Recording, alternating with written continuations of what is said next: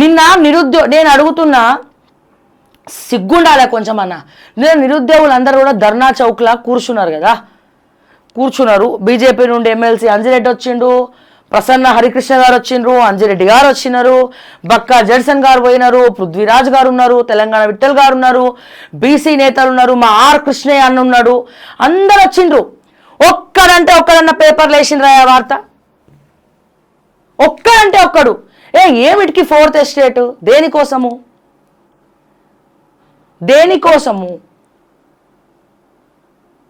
నిరుద్యోగులు, రైతులు, ఉద్యోగాలు ఇవి కదా ఫస్ట్ రాష్ట్రానికి కావాలా? మరి అంత పెద్ద నిరుద్యోగుల దీక్ష ధర్నా చౌక్ దగ్గర జరుగుతూ ఉంటే 2 లక్షల ఉద్యోగాలు ఏమైనా రేవంత్ రెడ్డి అని చెప్పి వాళ్ళు మాట్లాడుతూ ఉంటే, వాళ్ళు బస్సు యాత్ర చేయబట్టి వాళ్ళు గత ప్రభుత్వం పేపర్ లీకేజ్ చేస్తే వీళ్ళన్నే మనం చేస్తేనేమో సపోర్ట్ చేస్తాయని చెప్పి వాళ్ళు టీషర్ట్లు వేసుకొని మరి తెలంగాణ రాష్ట్ర వ్యాప్తంగా తిరుగుతుంటే వాళ్ళ చెమటల మీద నువ్వు పీటలు వేసుకొని కూర్చున్నావు ముఖ్యమంత్రి పదవిగా. గిది మీరు చేసేది. అట్లీస్ట్ ఒక్క పేపర్ ఏమైంది? ఎక్కడైనా వచ్చిందా? దిశలో వచ్చిందా? అంతకుముందు ప్రతి వార్త రాసే దిశ ఇజ్రాయెల్ గురించి రాసింది, మా కొండా సురేఖక్క గురించి రాసింది, గాజర్ల రవి గురించి రాసిండ్రు, మా అదేంది మాజీ నక్సలైట్ డ్రోన్ సాయంతో ఈయన రాసిండ్రు. పొంగులేటి శ్రీనివాస్ రెడ్డి అంట 7 ఎకరాల వరకు రైతు భరోసానట, కేసీఆర్కు కనుసన్నలోనే ఫోన్ ట్యాపింగు, ట్రంప్ ఆహ్వానాన్ని నేనే తిరస్కరించా, బనకచెర్ల గురించి రాసిండ్రు. 23 నుంచి సివిల్స్ అభయహస్తం దరఖాస్తులు, ఓకే కంగ్రాచులేషన్స్. ఎక్కడ third party motor insurance irrigation ENC Anil Kumar బదిలీ వేటు. నేను అడుగుతున్నా, అంతకుముందు దిశ ఇదే బీఆర్ఎస్ అధికార పార్టీ దిశ వాళ్ళతో కూడా మేము మాట్లాడుతూ ఉంటాం, రెగ్యులర్గా అప్పుడప్పుడు మాట్లాడుతూ ఉంటాం. కానీ వ్యక్తిగత కక్షలు ఎవరిపైన ఉండవు. ఇక్కడ చెప్పేది ఏంటంటే గత ప్రభుత్వ హయాంలో ఇదే దిశ పేపరు, ఆంధ్రజ్యోతి పేపర్ కావచ్చు, దిశ కావచ్చు, ఇవన్నీ కూడా ప్రజా సమస్యలు ఉత్తుగానే పేపర్ల మీద పెట్టేది, అట్లీస్ట్ ఒక కాలం. ఇప్పుడు ఏది? మా నిరుద్యోగులందరూ కూడా ధర్నా చేస్తూ ఉంటారు, ధర్నా చౌక్లో వాళ్ళ బాధ చెప్పుకుంటూ ఉంటే ఎక్కడ ఒక వార్త లేదు దిశలో, ఎక్కడ ఒక వార్త లేదు ఆంధ్రజ్యోతిలో, ఎక్కడ ఒక వార్త లేదు. ఆఖరికి పోయి దీంట్లో నన్ను ఏడిసిందో చూద్దాం. వీళ్ళు వేసారు నమస్తే తెలంగాణ వేసారు, వేయకపోతే ఊరుకోరు కదా, కింద వేసారు చిన్నగా. స్థానికంలో తడాకా చూపుతా మహాధర్నాలో గర్జించిన నిరుద్యోగులకు కాంగ్రెస్ తీరని ద్రోహం, 2 లక్షల ఉద్యోగాల భర్తీపై రేవంత్ ధోకా.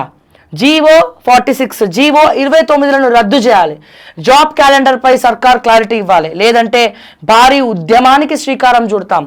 బీఆర్ఎస్ హయాంలోనే జాబ్ నోటిఫికేషన్లు, కాంగ్రెస్ ప్రభుత్వానికి చర్మగీతం పాడుతాం, మహాధర్నాలో నిరుద్యోగుల ఆగ్రహ జ్వాల. సో ఇది పరిస్థితి. నేను అడుగుతున్నా, ఎందుకు నిరుద్యోగులు ఏం పాపం చేసినారు? ఎందుకు రాయరు? మీరు పేపర్లలో వార్తలు ఎందుకు రాయరు? వాళ్ళ సమస్యలు ఎందుకు ప్రభుత్వం దృష్టికి తీసుకుపోరు? ఆంధ్రజ్యోతి పేపర్ రేవంత్ రెడ్డి చదువుతాడు పొద్దున్న లేస్తే. మరి ఆంధ్రజ్యోతిలో రాధాకృష్ణ గారికి బాధ్యత ఉండక్కర్లే, రాయక్కర్లే? ఇంకెన్ని రోజులండి మీరు రాజకీయాలు చేస్తారు? ఎట్లాగో మీరు అనుకున్న ప్రభుత్వాలు వచ్చేసినాయి. అక్కడ ఆంధ్రాకి వచ్చింది, తెలంగాణకు వచ్చింది. ఇప్పుడు అట్లీస్ట్ మా నిరుద్యోగుల కోసమన్నా రాయండి వార్తలు. 1-2 కాలం రాస్తే తప్పేం లేదు కదా, రాయొచ్చు కదా. ఏం పాపం చేసిరు వాళ్ళు? ఎందుకు రాయారు మీరు? పోనీ డబ్బులు ఇస్తేనే రాస్తామంటే చెప్పండి, అది కూడా చందాలు వేసుకొని నిరుద్యోగులు ఇప్పుడు ఆ ధర్నా చౌక్ దగ్గర కూడా చందాలు వేసుకొని వాళ్ళు చేసుకున్నారు. ఎవరు రాడు, ఏ లీడర్ చేయడు.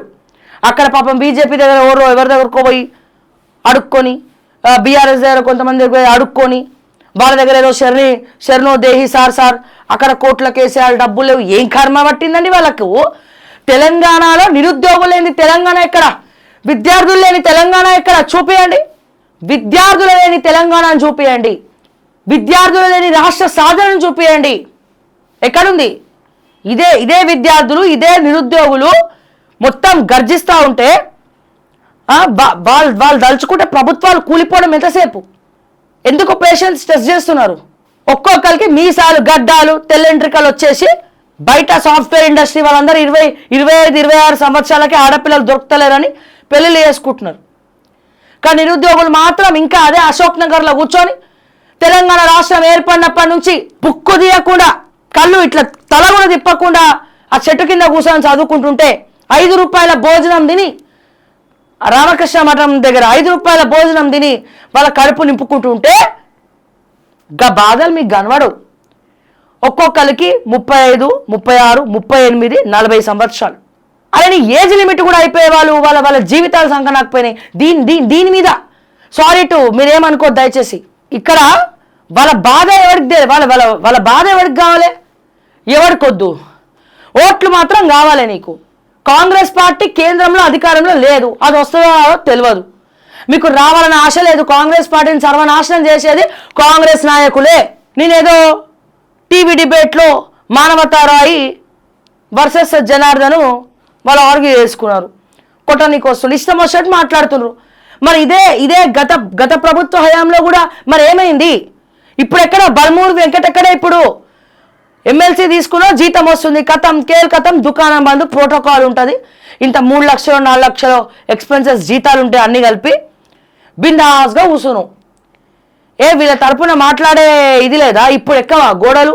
ఎన్ఎస్యూఐ మాట్లాడాలండి, విద్యార్థుల మాట్లాడండి. అవసరమైతే రాహుల్ గాంధీ ఏరుకోండి, చెప్తా పోయి మా బాధలు ఇవి, తెలంగాణలో గిది పరిస్థితి, మా నిరుద్యోగుల పరిస్థితి ఇది చాలా ఘోరంగా ఉంది, వర్ణనాతీతం ఇది, దీని గురించి ఒకటి మాట్లాడతలే. ఒక్కరోజు వచ్చినవా సుధపూసలక్క నువ్వు అశోక్ నగర్కి? మిగిలిన రోజులు ఎప్పుడు రాలేదా? ఇప్పుడు ఇక్కడ రేవంత్ ఏం చేస్తుండో, విద్యాశాఖ మంత్రి లేదు తెలంగాణకు, చదువుకున్నోడే లేడు తెలంగాణలో, తుతుగాలే ఉన్నారు అంతా. ఇక్కడ ఏం చేస్తారు తెలంగాణలో? రాహుల్ గాంధీ ఢిల్లీ వదిలి ఇక్కడికి రాను హామీ ఇచ్చినావు కదా. ప్రియాంక గాంధీ యూత్ డిక్లరేషన్ ఇచ్చినావు, యువ వికాసం ఏమైంది? వాడిపోయిందా? ఎన్ఎస్యూఐ పొండి రాహుల్ గాంధీ దగ్గరికి. ఎన్ఎస్యూలు అందరూ కూడా వికసించే రాజకీయ నాయకులే రాబోయే కాలంలో. అందరు గచ్చున్నోళ్లే కదా, దమ్మున్నోళ్లే కదా అందరు కూడా. ఎన్ని కేసులు పెట్టుకోవడానికన్నా రెడీగా ఉంటారు వాళ్ళు పట్టు పట్టినారంటే. ఇటు బీజేపీ అట్లనే ఉన్నారు, ఇటు ఎన్ఎస్యూఐ అట్లనే ఉన్నారు. పొండి ఢిల్లీ పొండి, కాంగ్రెస్ పార్టీ తరఫున ఎన్ఎస్యూఐ పోయి అక్కడ రాహుల్తో అపాయింట్మెంట్ తీసుకొని మాట్లాడండి, లేఖలు రాయండి, ట్వీట్లు చేయండి. కాంగ్రెస్లో ఆ ఫ్రీడమ్ ఉంది కదా, మిగతా పార్టీలో అంటే లేదు. కాంగ్రెస్ పార్టీలో ఉంది కదా, కొట్టుకుంటారు కదా, మాటల యుద్ధం చేసుకుంటారు కదా. మరి అదే కొట్లాట మా నిరుద్యోగుల కోసం ఎందుకు ఉండదు?